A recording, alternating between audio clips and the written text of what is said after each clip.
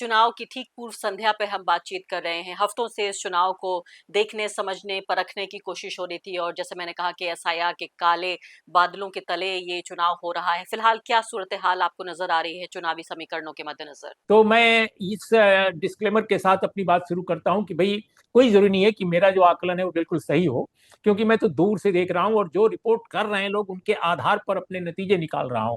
तो एक विश्लेषक के तौर पे कह सकते हो आप कि मुझे ऐसा लगता है कि ये बहुत लड़ाई, अच्छी लड़ाई है। और इस अच्छी लड़ाई में कौन जीतेगा कौन हारेगा कहना इसलिए कठिन है क्योंकि जनादेश के आधार पर ही अगर जीत और हार होती, जनता के मत के हिसाब से लोग किसको कितना पसंद कर रहे हैं इसके आधार पर अगर जीत और हार होती आज के दौर में, तो मैं कह सकता था।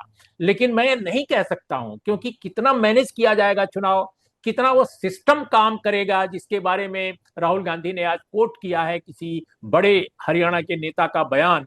हाँ, कि एक व्यवस्था सब ठीक हो गई है। तो अब व्यवस्था पता नहीं हरियाणा में ठीक हो गई है, अरे हरियाणा की तरफ कहीं बिहार में भी ठीक ना हो जाए, तो ये एक समस्या है। तो ये समझ में नहीं आ रहा है कि बिहार का चुनाव जनता जो मत देगी, जो वोट देगी उसके आधार पर तय होगा या कुछ और, क्योंकि एसआईआर के बाद आपने स्वयं कहा काली छाया एसआईआर की, तो एसआईआर के तत्काल बाद ये चुनाव हो रहा है।